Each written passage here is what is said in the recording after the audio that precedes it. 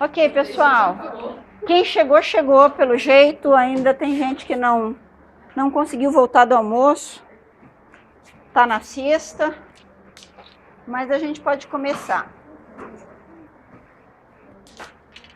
Agora no horário do almoço, inclusive eu estava numa palestra aí de um colega do departamento lá de zoologia, o professor Felipe Malheiros, que é um professor novo no nosso departamento, que trabalha também na área de ecologia comportamental. Então estou aproveitando aqui para fazer uma propagandazinha da linha de trabalho dele. Ele trabalha com ecologia sensorial e muito nessa linha mais específica aqui de interação predador-presa ligada à coloração, tá? Então, se vocês tiverem alguma curiosidade sobre esse assunto, ele oferece disciplina na graduação e também orienta na pós.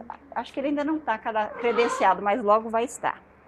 Bom, eu vou continuar então, pessoal, com relação a essa questão, né, das defesas contra a predação. E relembrando rapidamente, na primeira parte dessa aula, antes do almoço, eu falei sobre essas duas grandes categorias de estratégias de defesa contra a predação, né, táticas diferentes, camuflagem, remoção de evidência, anticaptura, né, que seriam mais reações mais comportamentais aqui, aumentar a vigilância às vezes, movimentos, uma série de coisas diferentes. E simbolizando tudo isso, dos meus bichos favoritos nesse sentido, que é aquela borboleta que eu mostrei para vocês, que tanto parece uma folha seca. Eu vou agora tratar um pouco mais de estratégias evolutivas no sentido de algumas categorias bastante amplas que as pessoas conhecem, que estão ligadas a essa defesa contra a predação. E uma delas, que todo mundo praticamente já ouviu falar e conhece, é a questão da coloração aposemática. Então, essa palavra aqui, em particular, aposematismo, né, a coloração em si, aposemática, ela vem do grego, com essa raiz aqui, apo, que quer dizer longe, e sema, que quer dizer sinal. Então, você pensa assim, semáforo, né, é um sinal luminoso. Aposematismo é um sinal para alguém ficar longe, para ficar distante. Então, a própria palavra já designa a função dessa coloração, às vezes até do tipo de comportamento que pode ser considerado aposemático. É uma transmissão, uma mensagem para um possível predador. Fique longe de mim. Eu sou perigoso, ou eu não sou comestível, tá? Então, quando a gente pensa nessa coloração aposemática, normalmente tem uma série de colorações extremamente vistosas, brilhantes, às vezes comportamentos que trazem a atenção do predador para aquele organismo. Então, o indivíduo se mexe muito, balança os pelos, chacoalha. Em vez dele tentar se esconder, ele está chamando a atenção do predador para mostrar para o predador que ele está ali e que ele não é boa bisca, né? Então aqui a gente tem alguns exemplos desse tipo de coloração aposemática. Então eu não vou falar muito mais sobre isso aqui, porque eu acho que é um pouco, né? A profundidade nessa questão aqui, eu acho que vocês têm que conhecer esse outro professor, porque ele lida bem com essa área. Mas é só uma categoria dentre as demais que a gente vai tratar aqui. A segunda categoria que eu queria mencionar para vocês terem conhecimento, chama-se mímica batesiana. Esse nome aqui, batesiana, vem de um inglês que inclusive esteve aqui no Brasil, foi onde ele elaborou uma teoria dele que fala sobre essa questão conceitual. O nome dele era Henry Bates, ele era um naturalista, e esteve aqui no século XIX. E ele descreveu o que a gente chama de anéis miméticos. Então ele trabalhava com lepidópteras, né, com várias espécies de borboletas naquela época. Então eles estavam descrevendo centenas de espécies novas de borboletas.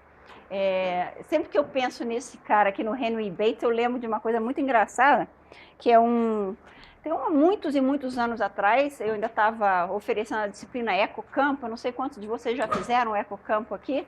Eu ministrei essa disciplina junto com outros professores por, sei lá, quase 20 anos. E a gente ia sempre para Ilha Grande, onde a gente tinha essa disciplina, e uma vez um aluno de graduação, inglês, apareceu aqui, eu não sei como, que cargas dava, e perguntou se poderia ir conosco para a Ilha Grande. E ele era um naturalista nato. Então, ele passava o dia inteiro de binóculo, tudo, identificava tudo quanto é ave. Era um garoto, né? Não tinha 18 anos, 19 anos. Mas aí, eu sei que chegou uma hora lá em Ilha Grande que eu falei, pelo amor de Deus, vamos parar com isso. Porque toda borboleta que passava, ele falava, what's that? Sabe? Ele queria que a gente identificasse todas as borboletas. Então chegou numa hora que eu falei para ele, vem cá, quantas espécies de borboletas vocês têm lá na Inglaterra? 15? Porque aqui no Brasil nós temos, eu nem sei quantas, eu não sei que alguém quer chutar aqui, mas eu acho que não estão nem todas descritas, né? Mas o Henry Bates, esse inglês naturalista, ele descreveu uma série dessas borboletas e a variedade dessas espécies todas levou ele a propor, então, esse conceito de anéis miméticos, que seria a imitação de espécies aposemáticas, ou seja, espécies que não são comestíveis, não são palatáveis, por espécies que são totalmente palatáveis e não teriam problema algum com relação a serem predadas, a não ser o fato de serem predadas, mas não seria um problema para o predador, né? Então, essa questão desses anéis miméticos se baseia sobre a habilidade que os predadores teriam de associar um padrão com padrão de coloração tóxico, padrão de coloração com a toxina desse organismo, né? Então, essa associação aqui levaria esse predador a rejeitar outros padrões semelhantes. Então, nesse caso aqui, essa associação que os predadores fariam de um organismo tóxico com uma coloração padronizada poderia ser explorada por espécies completamente palatáveis. Então, um exemplo aqui que eu vou dar, que já foi mais bem estudado, a gente volta àquela salamandra que eu mostrei para vocês, a Nephtotalmes viridescens, é extremamente tóxica, é altamente aposemática, essa coloração vermelha numa floresta é muito visível. Então, é um exemplo clássico de aposematismo. Aí você joga aqui essa outra salamandra, que é de outra espécie, inclusive de outro gênero, né? Plethodon cinereus, que é uma salamandra também vermelha, mas ela é palatável. Então, ela não tem nenhuma toxina. Essa aqui é um exemplo também clássico de mímica batesiana. Ela se beneficia pelo fato dela, digamos que, ocorrer na mesma região, digamos, no mesmo ambiente dessa espécie que é aposemática. E aí eles fizeram experimentos onde eles trabalharam com um outro morfo dessa mesma salamandra aqui, que é a cinereus, tá? Só que é um morfo marronzinho. Então, essa espécie, Plethodon cinereus, ela ocorre tanto nesse morfo vermelho, quanto nesse morfo marrom, que é mais críptico. E o que pesquisadores fizeram foi fazer alguns experimentos em campo para testar como que era a sobrevivência desse morfo e desse morfo aqui. E eles mostraram que esse morfo aqui era 3 vezes mais bem sucedido em termos de sobrevivência do que o morfo marronzinho. Então, eles mostraram claramente que você copiar uma espécie que é perigosa na sua aparência tem vantagens consideráveis em termos de predação. Ok? Oi. Você pode considerar dessa forma uma quebra de código, sim, de uma coloração, né? O quebra de código é tudo aquilo em que uma espécie, na verdade, sequestra uma comunicação de uma outra espécie e usa essa em próprio benefício, né? Então, sim, pode até considerar assim. Então, vamos falar de uma outra estratégia aqui evolutiva, que às vezes as pessoas confundem um pouquinho com a mímica batesiana, que se chama mímica mulleriana. Nesse caso aqui, a mímica mulleriana, o fato é que são várias espécies que elas têm uma convergência em termos de coloração e padrão, Mas nesse caso, todas as espécies têm algum grau de toxidez. Então é como se todo mundo estivesse transmitindo a mesma mensagem. Só que algumas espécies de coloração também é aposemática, tá? Algumas espécies são menos tóxicas, outras um pouco mais, mas todas elas se beneficiam, entre aspas, por estar cantando a mesma música, né? Então elas vão convergindo em padrões.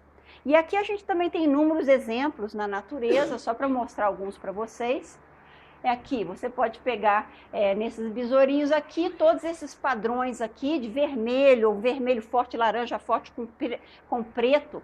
Às vezes é listinha, mas aqui é a convergência de coloração, vermelho e preto, para os flamenguistas aí.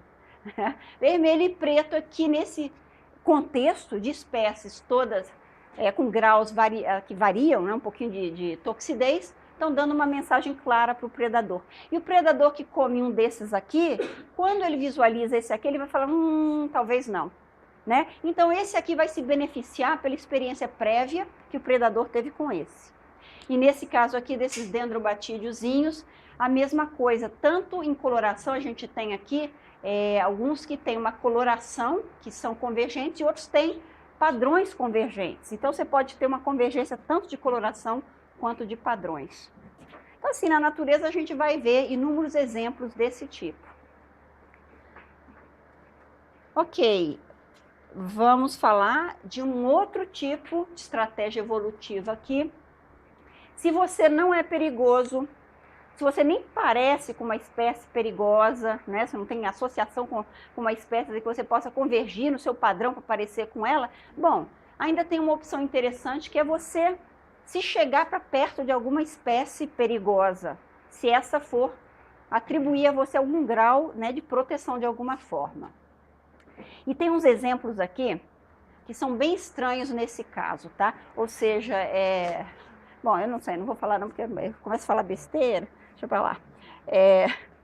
Então, um exemplo que tem aqui que eu posso dar para vocês de lesmas marinhas, que a associação que elas fazem é uma associação peculiar, porque elas engolem a espécie que é perigosa e se beneficiam nesse sentido. Então, elas consomem águas vivas, né, e corais e tudo, e elas sequestram os nematocistos, esses órgãos que disparam toxinas normalmente usados, né, pela água viva, pelos corais. Essas lesmas conseguem reutilizar esses mecanismos.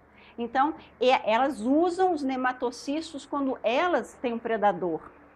Então, assim, é como se elas roubassem um mecanismo de defesa de uma outra espécie. Eu não sei bem, eu coloquei nessa categoria por falta de uma categoria adequada para colocar. Oi. Como que? Tem mecanismos próprios, ela engole o negócio intacto. Ela consegue engolir sem o negócio disparar. O como eu já sou assim, mais nebulosa nesse sentido. Mas eu me lembro do trabalho em que esses bichos conseguem engolir os corais e águas vivas sem fazer com que isso seja disparado. E aí, porque é um mecanismo quase que mecânico, de uma molinha que dispara, né? O cordãozinho com veneno. Então, assim, aí reutilizam isso em benefício próprio. Então, assim, é uma associação com um outro organismo que tem um grau de perigo, digamos. Tem vários exemplos que eu poderia dar aqui nessa categoria, muito divergentes, né? Porque são maneiras diferentes de você utilizar uma outra espécie. Então, por exemplo, tem uma espécie de porco-espinho que consome algumas rãs venenosas, mas antes de consumir, mata a rã, mas tira a pele da rã, mistura com saliva e aí esfrega isso no próprio corpo.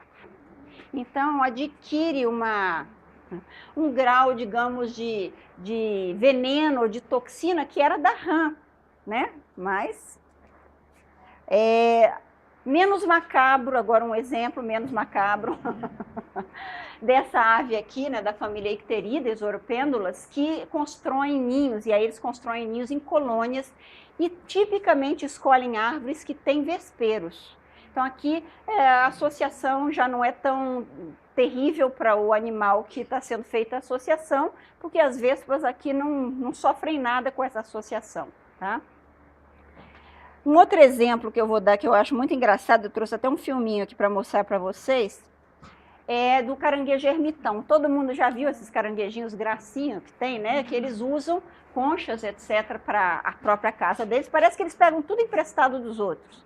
Então, eles pegam a casa emprestada, vivem dentro da conchinha, né? Uma concha de um molusco qualquer. Está aqui o caranguejo, dá para ver essa partezinha dele. Mas, além de pegar a casa emprestada, muitas vezes eles pegam também anêmonas do mar, que são também tóxicas, venenosas, né? Nas suas defesas. E eles colocam essas anêmonas sobre a concha que eles estão vivendo, como uma forma de proteção. Vou mostrar para vocês. Dá para desligar essa luz aí? Não sei se vê. Ver se vai passar esse filminho, que é bem interessante, que mostra o que acontece. Então, isso aqui é um polvo, tá? O polvo é um predador desse caranguejo ermitão, porque ele consegue pegar o caranguejo mesmo dentro da concha, arrancar ele lá de dentro e tudo.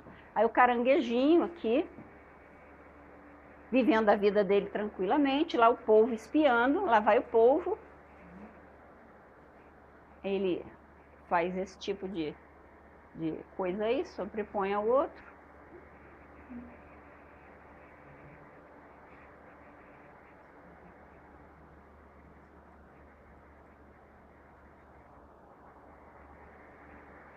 Então é assim que ele normalmente preda esses bichos. Vai lá, se coloca em cima, acabou o caranguejinho. Mas vamos ver um exemplo agora, que ele fica lá na toca dele, né? Espiando. Um outro caranguejinho está aqui, a anêmona. Vocês vão perceber, se eu não me engano, esse daí já tem uma anêmona, quer ver? Espera aí. Eu acho que ele já tem uma anêmona já, tá vendo? Ele tem uma anêmona já, mas não é suficiente. Ele vai lá e ele vai querer colocar essa outra anêmona em cima. E a anêmona não está afim.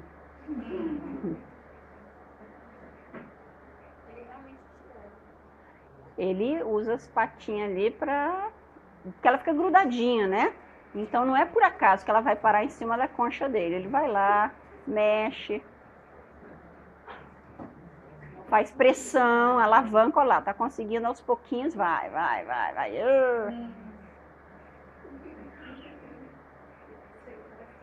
E olha lá, o polvo, então, tá espiando. Opa!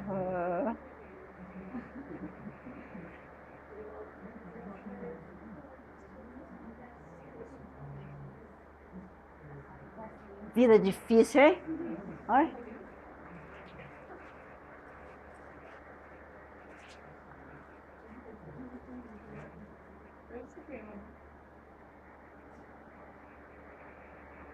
A pobre da anêmona também não tem nada a ver com isso, né? Dura a vida. Tem uns que carregam pedra, isso aí. Mas lá vai.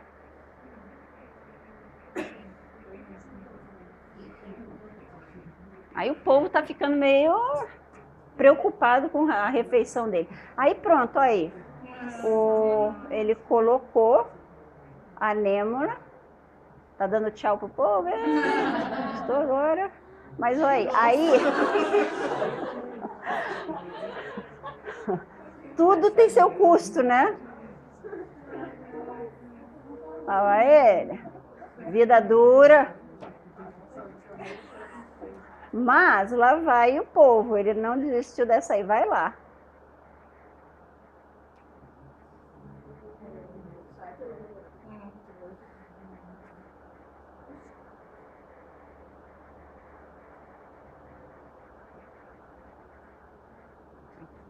Não ficou feliz com a situação.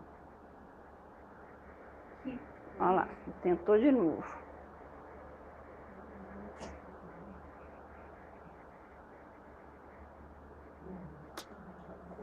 Foi-se. Foi embora, acabou. Então. Mas é porque ele não consegue pegar?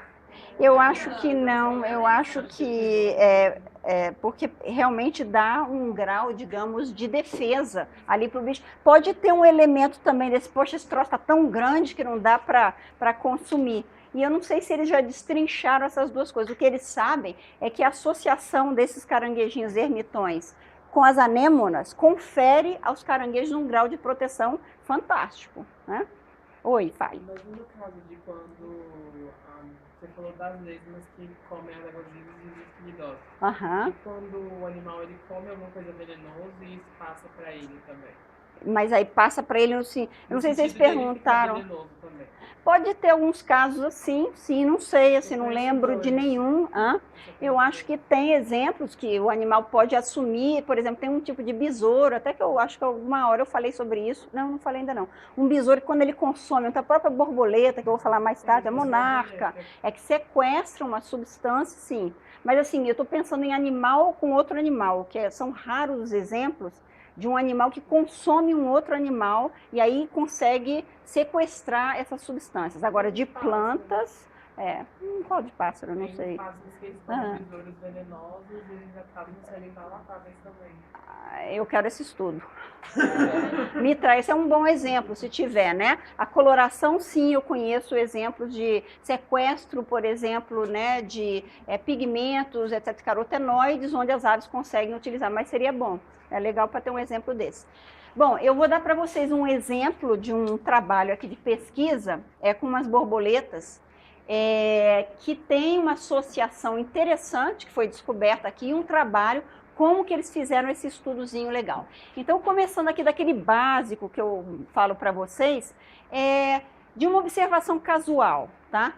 Então, essa borboleta aqui, Glaucopsique ligdamus, que tem uma larva, que essa larva, quando ela está no estado de larva, essa borboleta, ela normalmente está rodeada por formigas, o que é uma coisa curiosa, porque formigas muito tipicamente predam larvas. No entanto, os primeiros observadores notaram que essas formigas não estavam predando as larvas, mas ficavam ali, meio que beliscando, parecia em volta da larva. Então, surgiu a pergunta, do que estava acontecendo. Esse trabalho aqui, depois eu vou mostrar os detalhes maiores, mas aqui só um exemplo, da formiga junto com a larva. E o que eles descobriram? Que a larva estava produzindo um néctar, um alimento, e por isso que as formigas estavam associadas com essa larva. Aí você pensa, não, mas então pronto, meu trabalho já pode ser publicado em Nature, Afinal, eu estou descrevendo esse fenômeno maravilhoso, olha que legal. Essa larva, então, produz esse néctar. Mas e daí? Qual é a pergunta que tem que fazer aqui? Por quê, Custos e benefícios, por quê? Por quê? Quais são as hipóteses, então? Se a gente pergunta, mas parece uma coisa estranha, essa larva está produzindo um néctar para alimentar uma formiga? Que coisa estranha. Por que isso? Então, quais são as hipóteses que vocês podem gerar agora?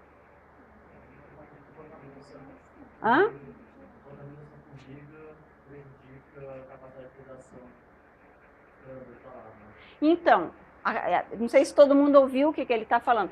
Então, que esse néctar, então, está sendo produzido, de alguma forma, faz com que as formigas protejam a larva de seus eventuais predadores, é isso?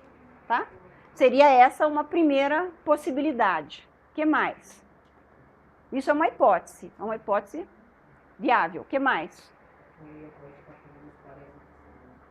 Ela está atraindo, também, no mesmo sentido de que a formiga está ali para proteger a larva de alguma forma, seja dos parasitas, seja dos seus predadores, que teria, num estudo, que separar essas duas possibilidades, O que mais?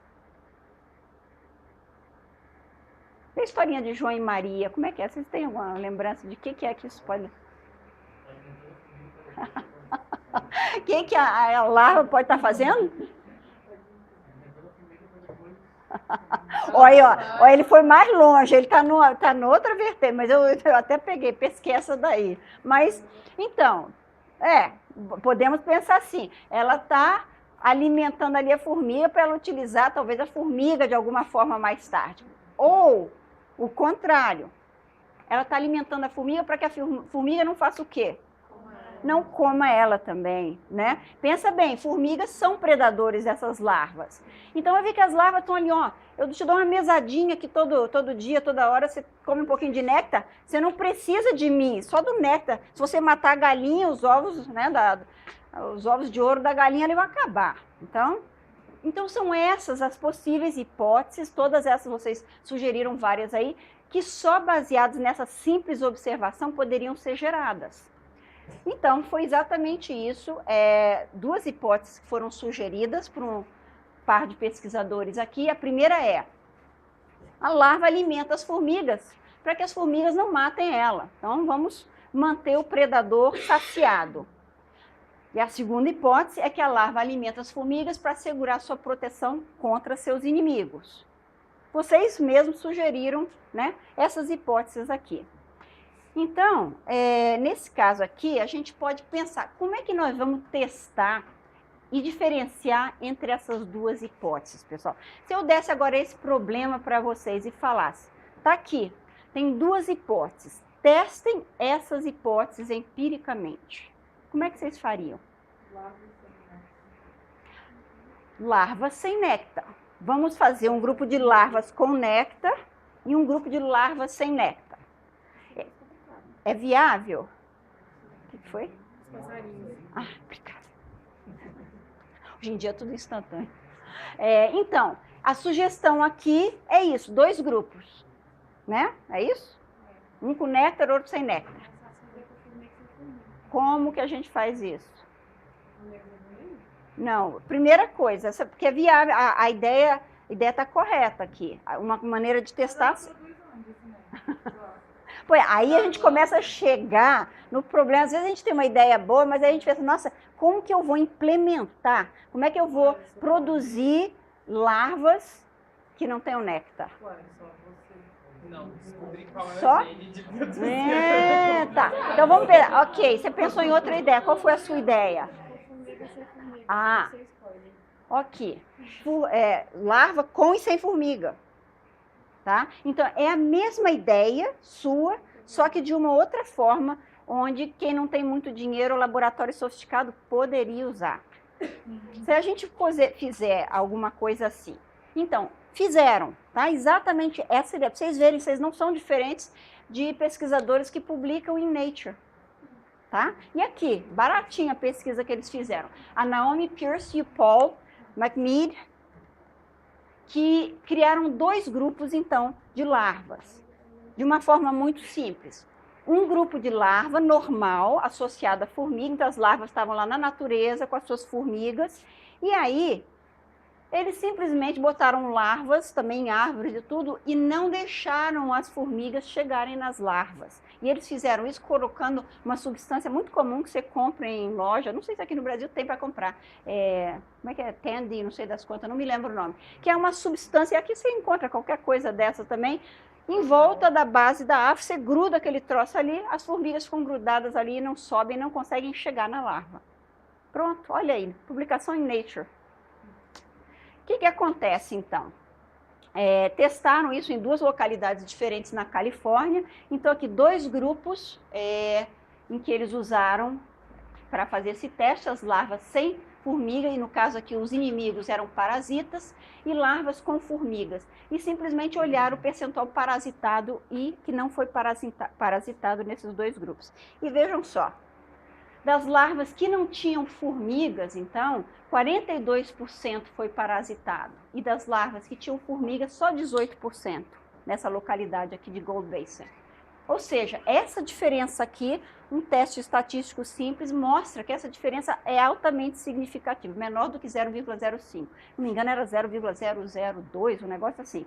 E nessa localidade aqui, Naked Hills também, na Califórnia, essa diferença aqui também, ó, de 48% para 23%, bastante semelhante, também diferença significativa, tá? Então, mostraram de uma forma simples que a associação dessa larva aqui com essas formigas é uma associação benéfica para as larvas nesse sentido. Então, conclusão aqui é de que a associação realmente com formigas protege as larvas do parasitismo.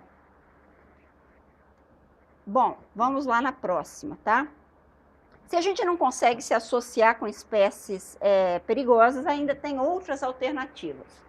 Uma delas é a cooperação. E eu vou falar sobre essa temática de cooperação bem mais lá na frente da disciplina, mas aqui vou resgatar um viezinho para falar que predadores às vezes se dão mal quando as suas presas cooperam de alguma forma.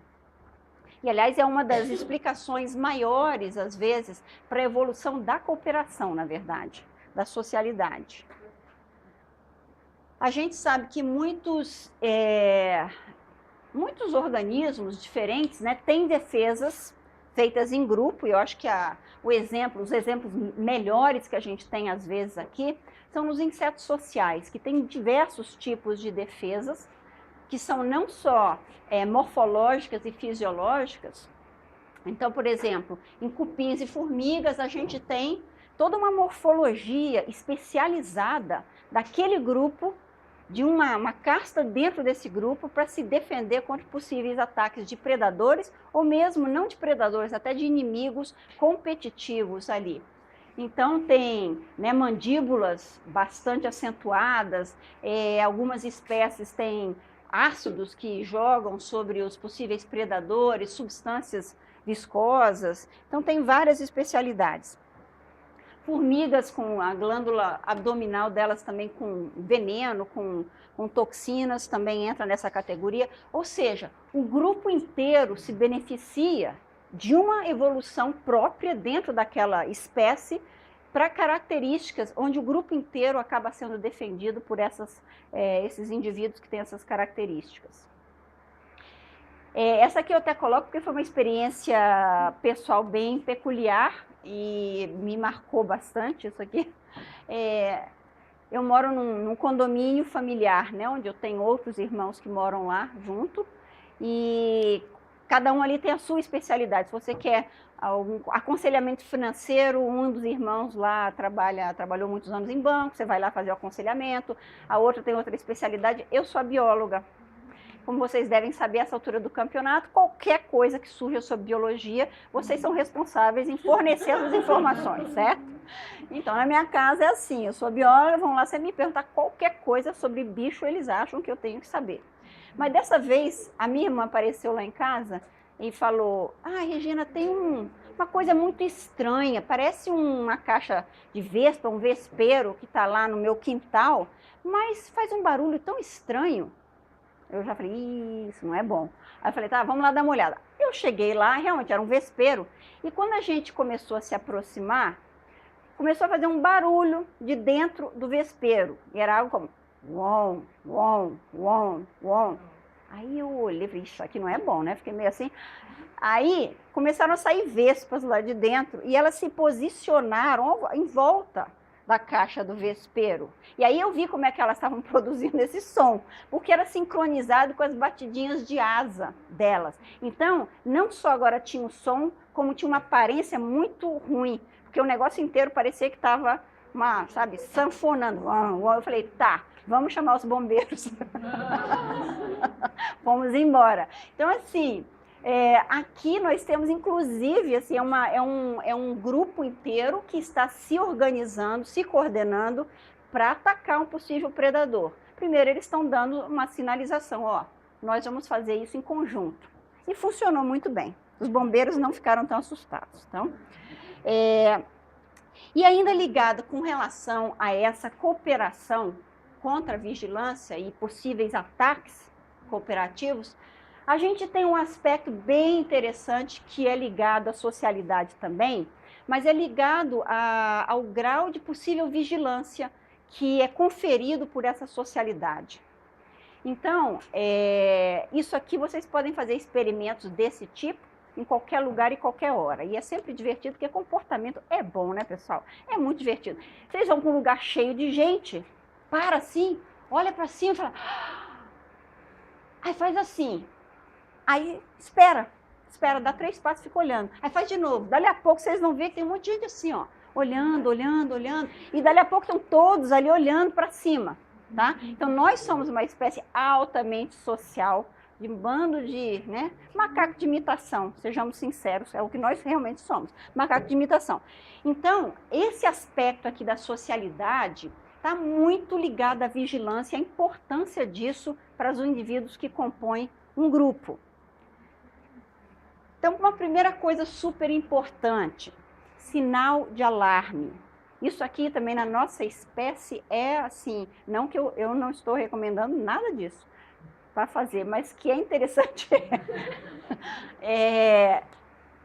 Rapaz, se você der um grito em algum lugar, todo mundo corre.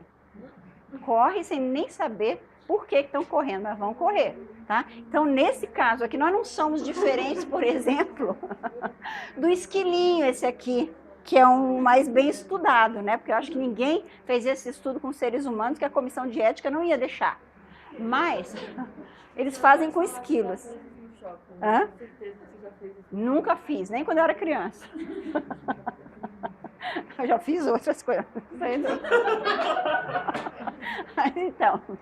Então, pessoal, um exemplo aqui, né? Esse esquilinho já foi muito estudado, anos e anos e anos de estudos em cima deles, e eles sabem que esses esquilos emitem gritos de alarme. Então, eu também já conversei com vocês um pouquinho sobre esse esquilo em particular, já desses exemplos, que eles dão gritos de alarme quando eles avistam algum predador. E aí, realmente tem uma resposta. Os outros indivíduos se escondem rapidamente. Então, o fato deles viverem em conjunto, só pelos esses gritos de alarme, ajuda todos a se defenderem contra predadores. Só que eu gosto dessa foto, apesar dela ser bem antiga e tudo, porque ela é muito ilustrativa desse aspecto, o que acontece. Eles já mostraram, eu vou mostrar em alguns exemplos aqui para vocês, que animais, quando eles estão num bando, eles conseguem detectar muito mais rapidamente um possível predador, né? Ele detecta, na verdade, o indivíduo que está aqui, antes dele detectar um possível predador, ele detecta a reação do indivíduo que está do lado dele. E como eu falei para vocês, se os indivíduos estão... por essas razões é que nós temos situações, na nossa espécie inclusive, onde você tem aglomerações enormes, gigantescas de pessoas que podem ocasionar problemas e desastres mesmo. Porque se um indivíduo entra em pânico por alguma razão e começa a correr, todos fazem a mesma coisa, que é o que acontece quando você tem esses desastres enormes, né? De gente correndo. Fizeram experimentos com isso, bem específicos, e mostraram uma série de detalhes sobre isso. Esse cara aqui, pesquisador chamado Powell, ele fez um modelo artificial de gavião, que era só um recorte de ave, e ele passava esse modelo num fio. Olha como é simples o experimento aqui que foi feito. É claro que esse experimento é uma coisa um pouco mais antiga, mas assim, quase que rudimentar, né? Mas custou muito pouco dinheiro e mostrou algumas coisas muito claramente. Então, ele passava em cima de um aviário que tinha só uma ave e um aviário com 10 aves. E aí ele media o tempo de resposta, tá? Ele viu que quando a ave estava sozinha, a reação dela, quando ele detectava, né, o predador, que era de voar, era uma reação mais devagar. E mais do que isso, essa ave passava 4 vezes mais tempo olhando para cima e olhando em volta do que um indivíduo que estava em bando. Ou seja, comia bem menos porque tinha que ficar vigiando, né? Ao passo que todo mundo aqui, tem alguém vigiando, eu posso comer um pouquinho agora, aí quando ele levanta a cabeça tem um outro que está comendo. Então eles dividem, de uma certa forma, a tarefa de vigilância. Ele aqui... Ele fez alguns experimentos, aqui é resultado de um dos experimentos, onde ele comparou, né, um pássaro com 10 pássaros. Aqui o tamanho amostral dele foi de 61, aqui de 117. E aí ele pegou as seguintes variáveis para registrar. Número de vezes por minuto que o indivíduo levantava a cabeça no bando, percentual do tempo de forrajamento que o indivíduo fazia, que não tinha ninguém vigilando, né, ou vigiando com a cabeça para cima, e aí mediu também o tempo médio até a reação de fuga para esses 2 grupos experimentais. E ele mostrou bem claramente a existência dessa diferença. Então, por exemplo, O indivíduo que estava sozinho, por minuto, ele levantava a cabeça em média 23,4 vezes, enquanto que o indivíduo aqui era metade dessas vezes. Já o percentual de tempo de forrageamento sem vigilância, olha só, que era quase metade do tempo que estava levantando a cabeça. Então, ele passava quase metade do tempo, quando ele abaixava a cabeça, não tinha ninguém olhando para cima por ele. Enquanto que esses aqui, só 12% do tempo, não tinha ninguém com a cabeça para cima. E, finalmente, o tempo médio até a reação de fuga, aqui era de 4,1, aqui de 3,2. Então, esses tipos de trabalho é que mostraram muito claramente a vantagem de você estar no grupo. Tudo bem que você vai competir pela próxima minhoca que está ali no chão com o seu vizinho, mas talvez isso seja melhor do que você ser predado, né? Então tem essas coisas. Ainda outro experimento desse mesmo cara, onde ele mostrava que você está em grupo, não é só o tempo de vigilância, mais tempo forrageando, tudo isso que faz a diferença, mas realmente a sua chance de morrer diminui. Então, aqui ele plotou o sucesso do ataque do predador. Isso aqui foi um estudo que demorou horas e horas e horas no campo. E aqui o número de pombos, ele fez isso com pombos no campo, né? O número de pombos em grupo. Um indivíduo, grupos de 2 a 10, grupos de 11 a 50, mais de 50. Você pode sempre propor uma proposta, um projeto para ir trabalhar em Veneza, por exemplo. Lá tem muito pombo. Não é uma má ideia, né? Então, ele mostrou muito claramente qual é a vantagem de se viver em grupos. Indivíduo sozinho, 80% do tempo ele virava a comida do gavião. Tá? Enquanto que um indivíduo que está num grupo de mais de 50 indivíduos, a taxa aqui de sucesso do predador caía para menos de 10%. Então, vale a pena, né? Ele fez ainda um outro experimento, que ele mediu a distância média de reação dessas mesmas categorias, e aí mostrou por que esses indivíduos sozinhos tinham problemas de se safar do predador. Mostrou aqui que o indivíduo sozinho, quando ele detectava o predador, a distância em que o predador estava era em cima dele. Tá? Enquanto que o indivíduo que estava aqui, ó, quando um grupo de mais de 50, quando o predador estava a cerca de 40 metros, algum deles já estava sabendo que tinha um predador ali. Então, essa é a diferença, né? Então, baseado nessas informações, esse cara aqui, vocês vão ouvir falar dele ainda, o Bill Hamilton. Aliás, vocês já ouviram falar dele, né? Que eu não sei se vocês... Ele está associado a que ideia aqui na cabeça de vocês? Eu mencionei ele lá na segunda aula. Bill Hamilton, William Hamilton, tá? Ele, para mim, é um geneticista inglês. Ele é talvez a segunda pessoa, para mim, mais importante, digamos, no último século e meio, desde Darwin, tá?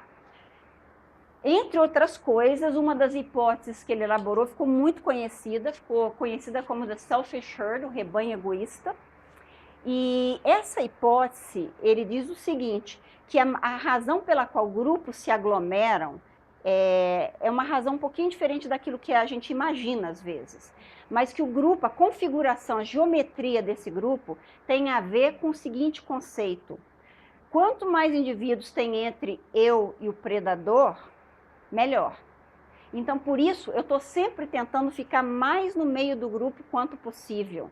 Então, os grupos tendem a ficar cada vez mais coesos e juntos, né? Se eu coloco um predador naquela ponta de lá, entre eu e o predador tem umas 6 ou 7 pessoas. Se eu coloco o predador aí no meio, os que vão ser beneficiados são os da periferia, e assim por diante. Mas, geralmente, predadores vêm pelo lado externo. E com isso o grupo tende a se adensar. Então, o que parece às vezes uma reação muito coordenada de um grupo que está fugindo de um predador, nada mais é do que cada indivíduo tentando colocar mais indivíduos entre ele e o predador. Então está todo mundo correndo na mesma direção, altamente coordenado. Você fala, nossa, que grupo organizado? Talvez não. Tá? Então, essa é essa questão do William Hamilton foi se aplicando a uma série de coisas diferentes, mas sempre tendo em mente que, na verdade, o indivíduo ali, ele está tentando, por isso que se chama da Selfish Herd Hypothesis, né? É a hipótese do rebanho egoísta. A razão de cada indivíduo ali é uma razão de autoproteção, simplesmente. Só correr mais que o predador, só correr mais do que outra pessoa. Exatamente, só correr mais do que outra possível vítima do predador seria a justificativa.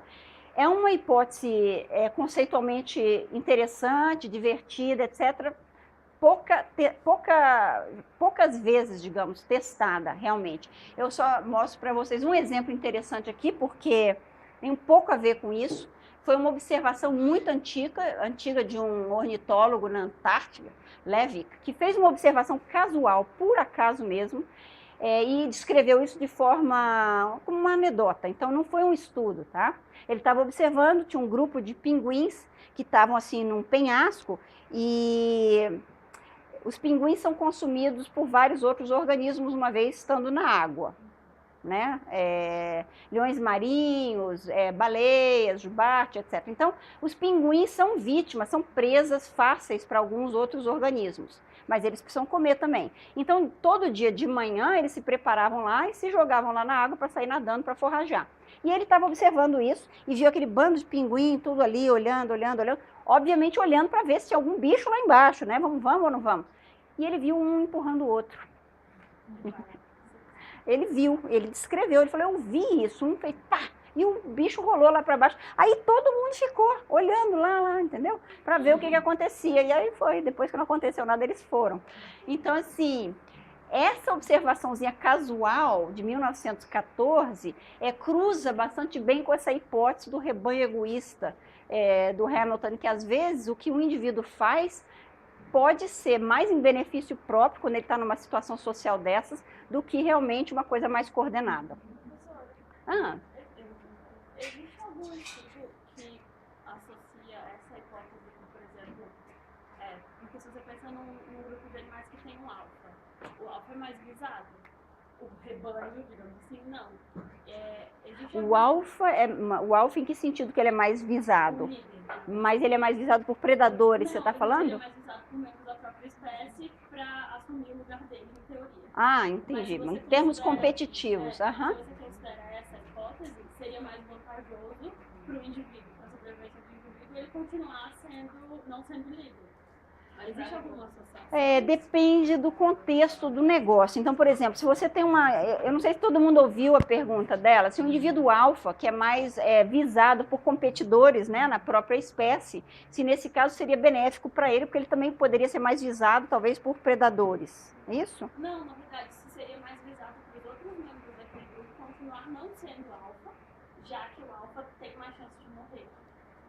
Não, mas primeiro você teria que mostrar que ele tem mais chance de morrer. Então, assim, em algumas espécies, o alfa, ele tem uma mortalidade maior, mas não necessariamente por causa que ele é visado por predadores. Mas ele tem uma mortalidade maior porque ele está competindo com outros indivíduos e, geralmente, quando a gente atribui o status de alfa ao indivíduo, em termos reprodutivos, ele é o alfa porque ele tem uma reprodução maior do que os outros. E, às vezes, os custos dele são mais fisiológicos do que ligados à predação. Tá? Agora, tem algumas espécies em que tem um indivíduo que dá mais grito de alarme, como aquele esquilinho, tem algumas aves que fazem isso também, que dão mais gritos de alarme. E esses indivíduos sofrem um custo maior, sim, de predação. Mas, às vezes, também tem alguns estudos que mostram que eles também conseguem reproduzir mais. Então, que eles são mais admirados, entre aspas, eles assumem esse custo. Então, tem estudos que fazem essa ligação. Fale. Em relação também com recursos, isolamento de recursos, porque, por exemplo, tem aqueles, um rebanho, que no caso, que os indivíduos se alimentariam sem racionar, sem se preocupar com a manutenção dos recursos, e aqueles em que teria até aquele sentimento altruísta, né, de como um pouco cada um para manter constantemente. Não tem isso. Não, na natureza, esse racionamento de alimentação, eu não sei se vocês ouviram a pergunta dela, não sei se eu também entendi tão bem, é que em alguns grupos teria uma equalização da base alimentar e se esse rebanho egoísta funcionaria nesse sentido também, você diz. Eu sou muito da seleção individual do Darwin, então a minha resposta é muito ligada à minha interpretação, à minha visão das coisas. Na natureza, você não vê uma distribuição equânime de alimento, a não ser em insetos eusociais, que você tem uma distribuição e uma certa... de outra forma que funciona o negócio ali, e geralmente ligado ao parentesco. Então, quando animais estão agrupados socialmente, geralmente eles não têm uma divisão egalitária do alimento. Então, por exemplo, se você fala de leões, tá, que matam uma presa em conjunto, todos contribuem para a caça, normalmente tem uma hierarquia de alimentação ali. Não tem um pedacinho para você, um para você, um para você, e eu vou ficar igualzinho aos outros. Infelizmente, ou felizmente, eu não sei, porque a natureza é o que ela é, não é assim, tá? Não é assim nem na nossa espécie, infelizmente também. Mas a gente vai chegar nessa... Eu vejo assim que tem uma certa vontade, né, de chegar no ponto de discutir essa questão da evolução da cooperação, que é onde eu acho que vocês vão se divertir mais, talvez. Vamos ver. Então, talvez, né, falando aqui, voltando a essa questão de que, às vezes, o que se passa com outro indivíduo do grupo, essa informação é utilizada por todo mundo, de uma certa forma, talvez essa questão do assassinato aqui, de jogar um outro indivíduo no fogo para ver se vai pegar fogo mesmo, não seja uma coisa muito comum. Eu já vi alguns exemplos disso na natureza, mas tem outros fenômenos que levam a gente a crer que algumas coisas funcionam mesmo dessa forma, na forma desse rebanho egoísta. Então, essa hipótese do rebanho egoísta, da geometria, de como que animais se aglomeram, já foi testada num contexto interessante, que é de colônias, tá? Então, se você pensa que aqui tem uma colônia de aves, e aqui no caso, os predadores se aproximam da periferia desse bando, qual é o melhor lugar para você estar? É no centro, né? E quem é que vocês acham que vai estar no centro? Se vocês fossem colocar alguma predição, quem é que vai estar no centro aqui? Mais fortes, os mais competitivos. Então aqui a gente pode fazer algumas predições, né? Se o melhor lugar para estar é aqui no meio, quem puder competir melhor que vai estar nesse centro. Então, tem estudos que foram direcionados para esse tipo de pergunta. Alguns estudos mostraram que as aves que estão mais centralmente localizadas nessas colônias são aves que são mais velhas e mais experientes, já tiveram aquela experiência de reproduzir ali e sabem que o melhor lugar para estar, o melhor lote ali do condomínio é ali no meio. Tá? Então, tem algumas coisas assim que... E aí eles correlacionaram o posicionamento dentro da colônia com a taxa de predação e viram que era menor o risco de predação quanto mais centralmente localizado. E também viram o seguinte, que quem estava aqui no meio se desgastava bem menos vigiando, passava mais tempo forrageando e menos tempo vigiando. Então, certamente.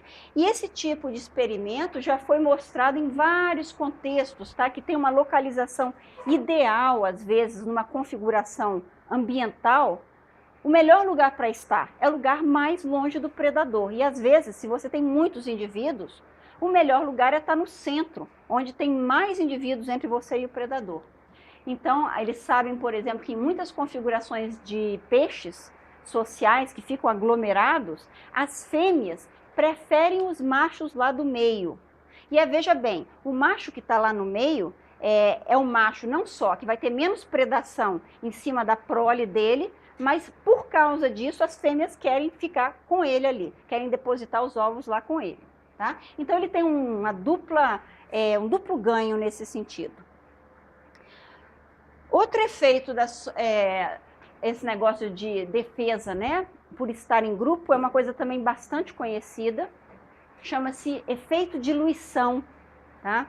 Que é só uma coisa passiva, na verdade. Então, digamos o seguinte, você tem num lugar qualquer, você tem 100 indivíduos que são tipicamente presas, 100 presas, e você tem 10 predadores na região que comem 10 presas por dia. Super simplificado o negócio aqui. A chance de você ser predado é de 10% a cada dia para cada indivíduo, certo?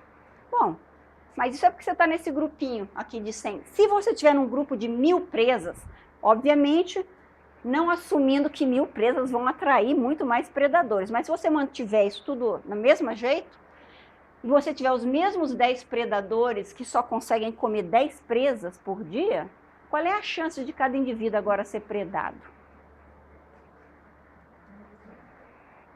Cai para 1%, tá? Então, o efeito de diluição é justamente o efeito de diminuir a probabilidade de predação individual simplesmente por você passivamente estar num grupo maior. Isso aí já foi mostrado de uma forma muito concreta, tem uns trabalhos super bonitos. Isso aqui é trabalhos que foram mostrados, foram feitos há muitos anos, foram cumulativos sobre vários aspectos, mas de um cara chamado Michael Ryan, da Universidade do Texas, nos Estados Unidos.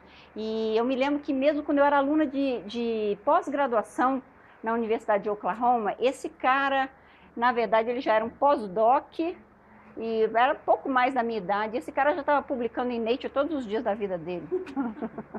Ele era assim, aquele uau de todo mundo. Todo aluno de pós-graduação falava, nossa, mas esse cara é fenomenal, realmente. Hoje em dia ele é editor da Science, tá?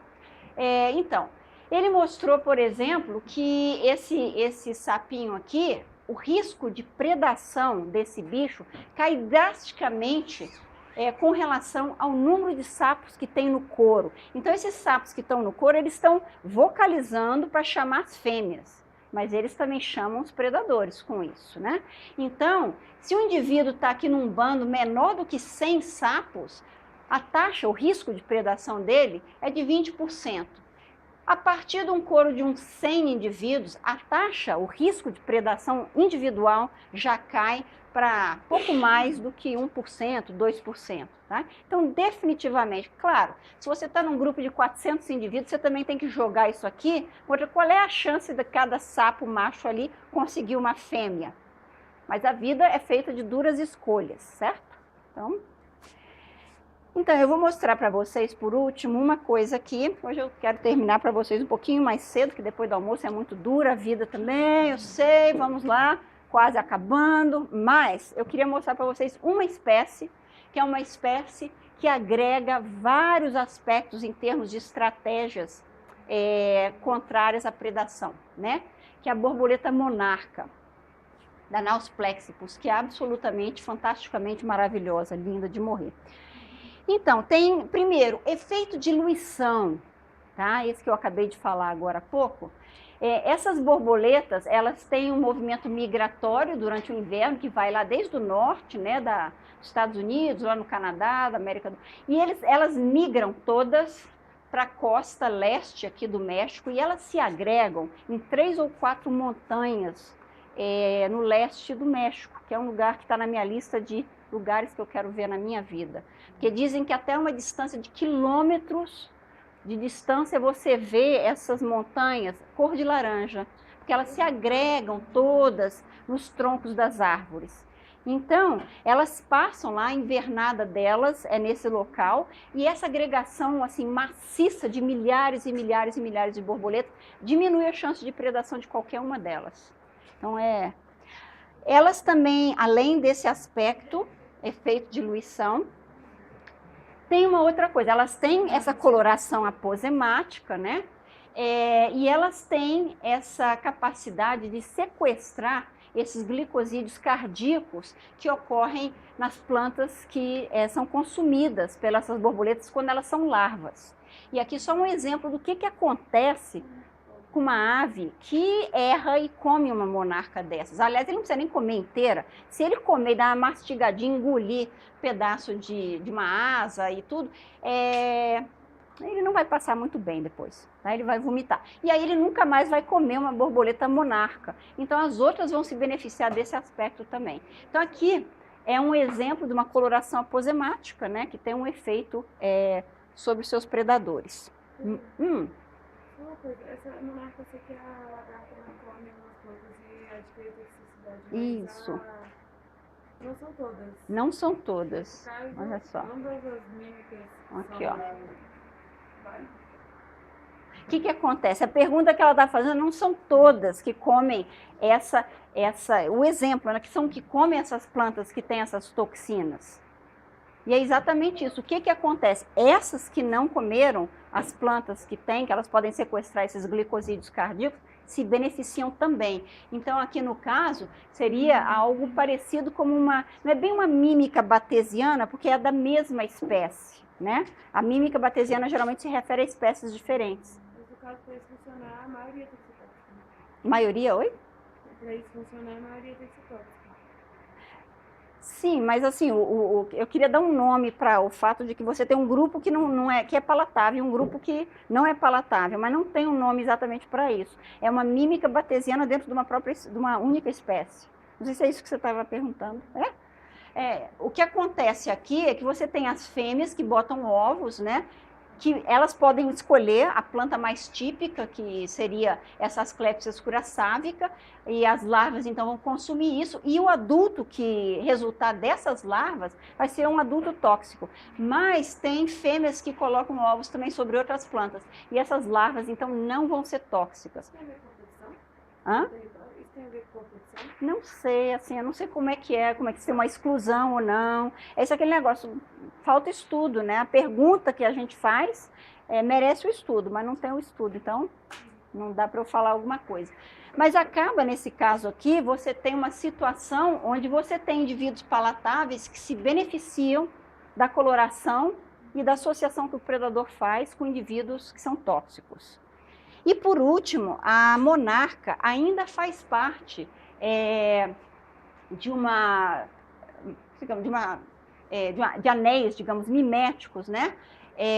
E ainda tem uma dúvida sobre seria mímica batesiana ou mímica mulleriana, porque não tem estudo suficiente para mostrar se essas outras espécies, por exemplo, nesse gênero aqui, Limenites, que são muito parecidas com a monarca, se elas são ou não tóxicas. Então aqui está uma área também que tem que ser trabalhada para saber se tem uma convergência, né? Mímica mulleriana, várias espécies que se parecem com a monarca, são tóxicas ou não tem isso determinado, ou se são só espécies que mimetizam a monarca. Tá? Então isso aqui é só um exemplo de que todas essas possibilidades, às vezes convergem na mesma espécie, várias espécies teriam muitas possibilidades. E com isso, porque antes que já são 3 horas, eu sempre termino, né, um pouquinho mais cedo nessa segunda parte, aberto aí para perguntas. Sim, faz. Isso não foi nenhum dos dois. Tipo, se essa coloração é de uma ancestral e depois que veio o veneno, continua chamando por mímica mulleriana. Não, alguma hora o predador pode perder essa associação. Se uma espécie que tem uma coloração aposemática e previamente ela tinha uma toxidez e ela perdeu a toxidez por alguma razão, primeiro, ou ela pode se extinguir devido ao fato de que tem uma pressão de predação em cima dela, o predador também aprende que, ó, eu posso comer isso tranquilamente, entende? Aí perde essa associação. Então, assim, também não tem uma resposta, porque é uma questão evolutiva. Nós não vamos estar lá adiante para saber isso. Né? Teria que testar essa questão aí. Perguntas? Fale, Rodrigo.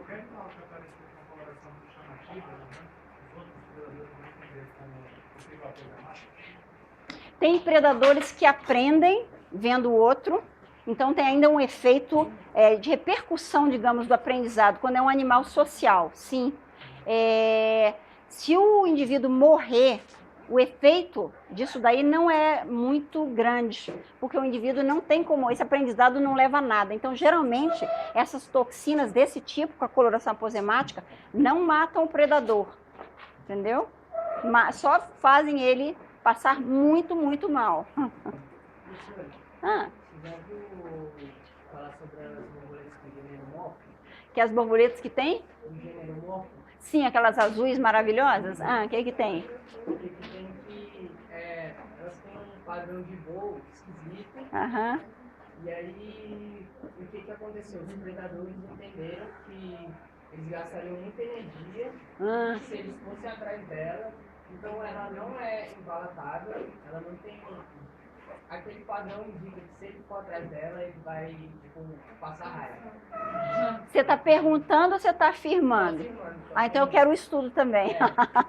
Não, eu não conheço nenhum estudo sobre a morfo nesse sentido, mas pode ser algo do tipo uma comunicação, né? Não descarto, tá?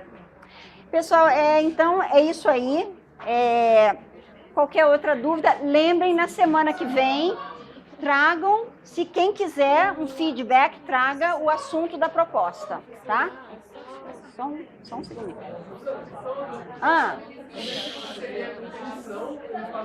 Peraí, estou ouvindo. Só um minuto. Com peixes. É por exclusão mesmo. Não, eles têm territórios mesmo, então eles defendem territórios. Então o macho alfa, no caso aí, ele realmente é na paulada ali que ele exclui os outros. Sim, é competição mesmo, tá? Ok, pessoal. Bom dia aí pra vocês.